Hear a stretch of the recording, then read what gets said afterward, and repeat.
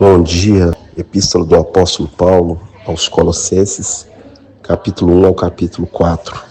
E no capítulo 1, verso 13, ele nos libertou do império das trevas e nos conduziu para o reino do Filho do seu amor, no qual temos a redenção, a remissão de pecados. Essa é a obra maravilhosa de Jesus Cristo. Nos libertou. A sua mente é liberta. Você é livre.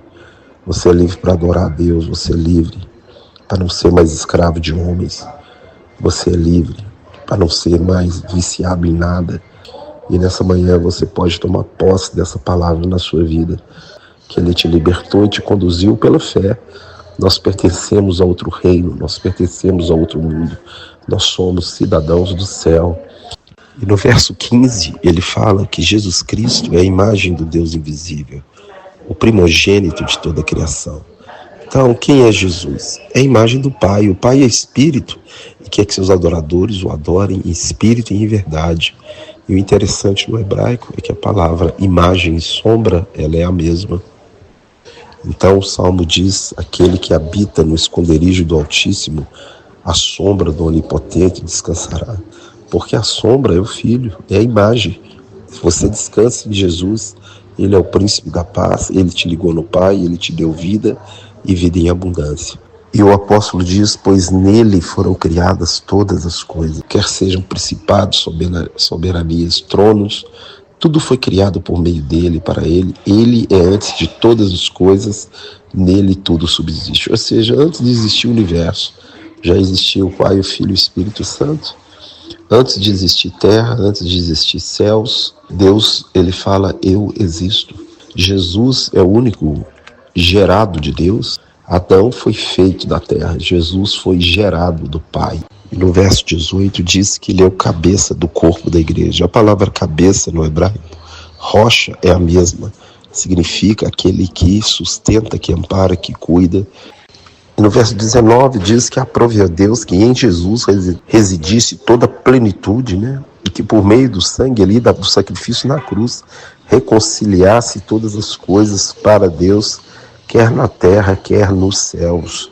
Ou seja, Jesus Cristo nos ligou ao Pai, a terra que estava morta, a nossa vida, né? Separado de Deus. Jesus nos reconciliou com Deus para apresentarmos diante dele santos e irrepreensíveis, inculpáveis, se é que a gente vai permanecer na fé. E ele diz que se regozija nos seus sofrimentos. E Paulo esforçava por ensinar e advertia todo homem, né, para que nunca abandone essa fé, a fim de apresentar-nos perfeitos diante de Cristo. Ele fala para que aquela igreja pudesse compreender os mistérios de Deus, no qual está ocultos em Cristo.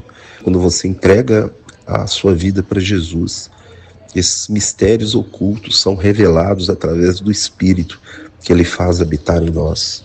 E Ele diz para aquela igreja, como vocês receberam Jesus Cristo, andai nele.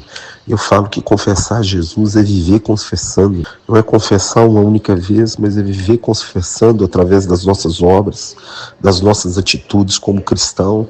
Então, assim como você recebeu, ande nele, ande junto com ele, seja verdadeiramente um cristão. E ele diz agora, cuidado para ninguém, né, vos pregar outro evangelho, vos enredar na sabedoria humana. É o que mais acontece hoje na igreja. Abandonaram o evangelho de Cristo e colocaram outro evangelho que não é o de Cristo, cheio das suas filosofias vãs e dos rudimentos desse mundo.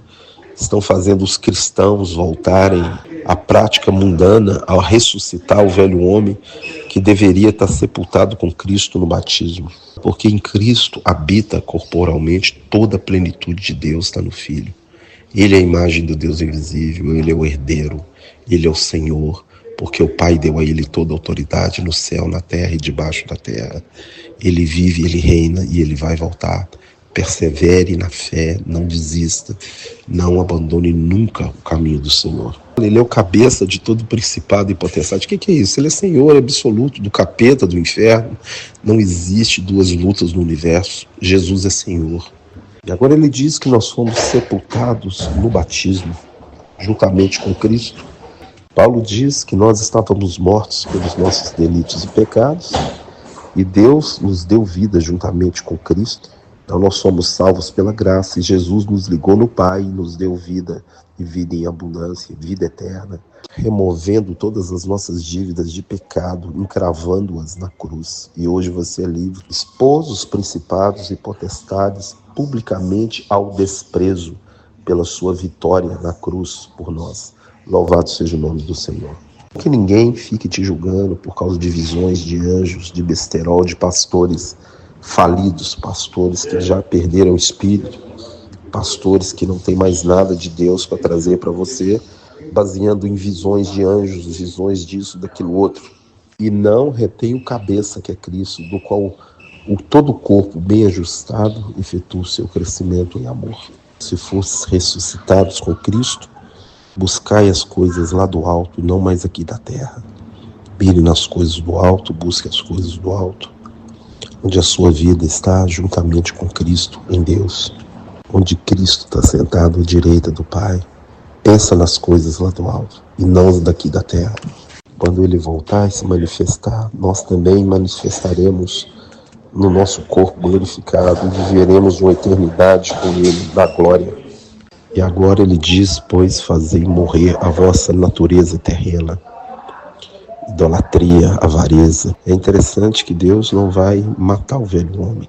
Quem tem que manter ele morto para que Cristo manifeste é você. Não ressuscite o velho homem com as suas paixões e cobiças. E todos os dias fazei morrer essa natureza animal, terrena e demoníaca. Por essas coisas é que vem a ira de Deus sobre as pessoas. Cortar a mentira no nosso meio e nos revestirmos do novo homem feito à imagem de Deus, de plenos afetos de bondade, de misericórdia. Como eleitos, devemos nos revestir todos os dias de bondade, misericórdia, mansidão, bondade e amor, suportando uns aos outros, perdoando uns aos outros mutuamente, como Deus em Cristo Jesus nos perdoou. E acima de tudo isso esteja o amor, porque o amor é o vínculo da perfeição. A paz de Cristo seja o árbitro no vosso coração e sejais alicerçados. Então tudo que você for fazer, ore. Se Deus tirar a sua paz, não faça. Se Ele te der paz, é Ele falando sim para você. Se você é uma pessoa de Deus, se você é um cristão genuíno, Deus vai trazer paz no seu coração quando for para você fazer qualquer coisa. E quando for para você não fazer, Ele vai tirar. Seja a paz de Cristo o árbitro no vosso coração.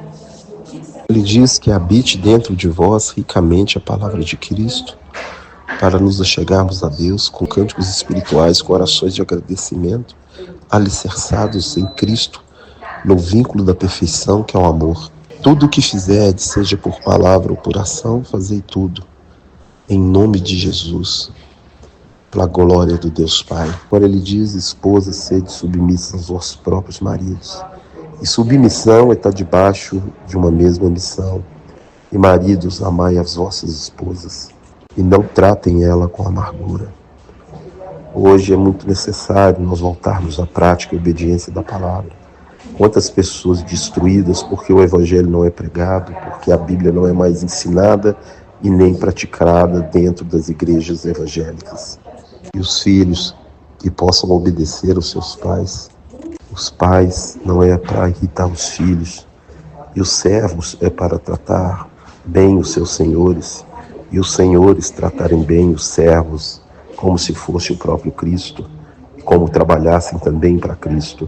Não vise somente agradar a homens, mas em primeiro lugar agradar o Senhor. Ciente que recebereis do Senhor a recompensa. Porque quando nós somos bênção aqui nessa terra, em qualquer situação, nós estamos servindo, testemunhando a Jesus Cristo, nosso único Senhor e Salvador. E diz que aquele que faz injustiça receberá em troca injustiça, e para isso não há acepção de pessoas, não há distinção de pessoas. No capítulo 4, fala, senhores, tratai bem os servos, porque o nosso Senhor está no céu. Perseverai na oração, sempre com ações de graça, para portarmos com sabedoria para com os de fora, sempre usando da oportunidade que Deus nos dá para falar do amor de Cristo, do Evangelho de Deus. Vossa palavra seja sempre agradável, temperada com sal, para saber como deveis responder a cada um. E ele termina a epístola dizendo: a saudação é do próprio punho. Paulo é um exemplo de cristão para nós, e ele escreve essas igrejas chamando elas ao arrependimento, ao abandono do pecado, coisa que não é pregada mais no nosso meio, infelizmente. Que Deus te abençoe, te proteja, te livre de todo mal, em nome de Jesus.